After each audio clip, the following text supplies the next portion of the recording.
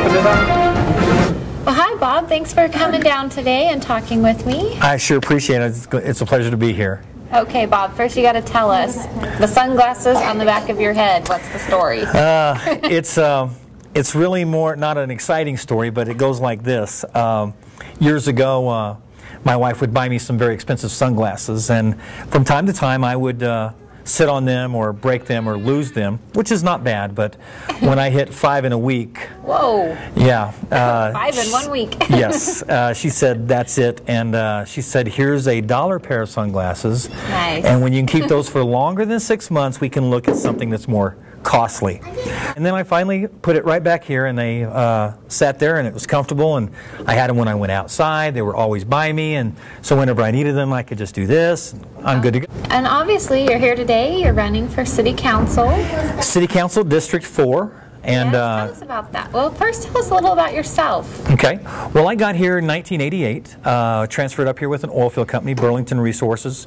Many people may remember that. Well known around Farmington. Yes. Worked at Burlington for a number of years, and then I went to another company. Did a few things in the oil field, but generally been oil field related. Currently, I am the regional sales manager for Lufkin Industries, which we make the pumping units that you see in and around the area. And in my spare time, I'm also a pastor of a local church downtown on Broadway and Barron. It's called My Father's House. Oh, okay. I've seen that before.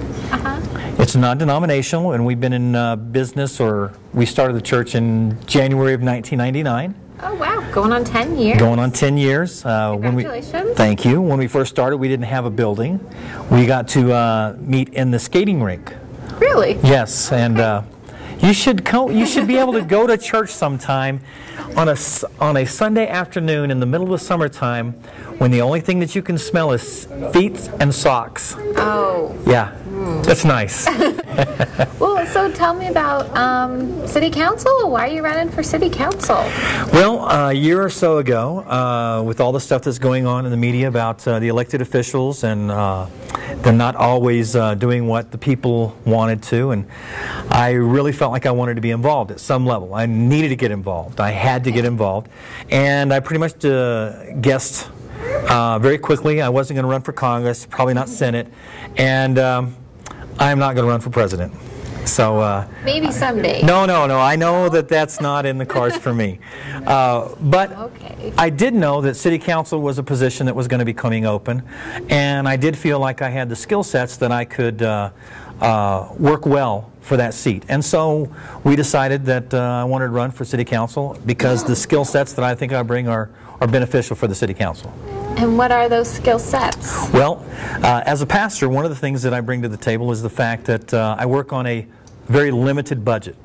And that budget, I don't know, I'm not guaranteed which monies are coming in which week. So we learn to plan ahead, we learn to save money, and we pretty much have to live within the means that we have. So we make adjustments that had to be made. And I understand that the city budget is an issue.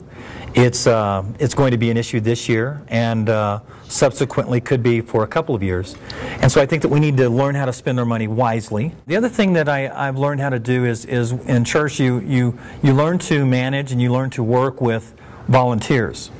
And it's not always about having somebody employed, but you learn to work well within other areas, other divisions, other people, other churches, to get an overall job done. And I think that in the City Council that's a good skill set to have, because you have so many #1 divisions within the City Council that they oversee.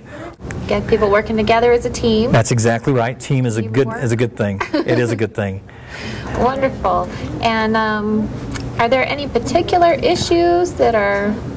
Well, one of the things that I would like to see do is, in the downturn, with us not having to spend a lot of money, we need to, I think, streamline some things inside city government. I'm very much for small government. I think that the government that's close to the people is the best. And we need to be accessible to the people, and sometimes that's not always happening in city government. There's a lot of confusion as to where you go, what you do, when you do, and how you do. I'd like to see some of those things be streamlined, maybe condensed. I was just going to ask then, how do you know what the people want? Well, when in a regular business, when you have an order come in, it's usually assigned something. You know where it's at in its process from being manufactured, paint, shipping, and when it's delivered. And so the same thing, the same kind of concept is that if something comes into the city, whether or not it's a request or a complaint or something else, we should be able to have some way of getting back to the people. Here's where we're at with your concern, and that's good service to the community. Yes, so definitely. I think we can do that during a downtime. The other thing that I would like to look at is long range. I mean, we need to start planning long range for some of the things that we need to address, not manage by crisis.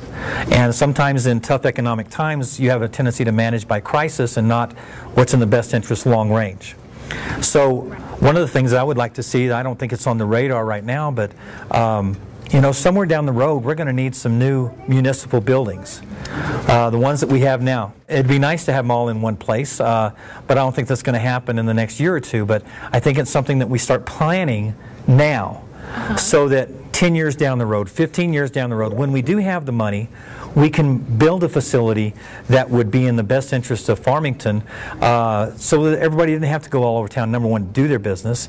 Number two, where we're the regional hub for the Four Corners. Everybody's coming to Farmington. Yes. It would be nice to have people coming out and saying go to one place and take care of all the things they need to do with the city and have a nice facility for doing that. That would be So, nice. but we have to plan now for doing it down the road.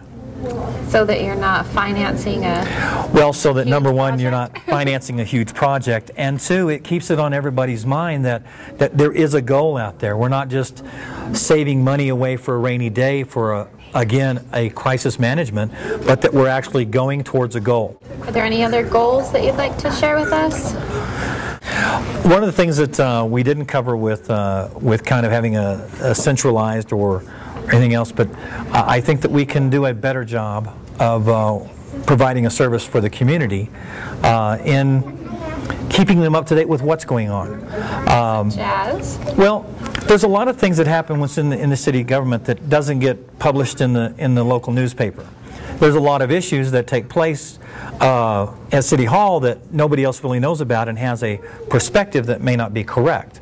And one of the ways that we could challenge that is if we as the city council or the city government kind of kept people in the know, either through the website, through email, through newsletters or things like that, that we could actually send out to the people and they could read about, hey, this is where we're at with this project. This is why we didn't follow through with this project. We could actually have even the... Okay. And in our city, do you feel we have a drug problem? Yes, in fact, we've had a drug problem for quite some time.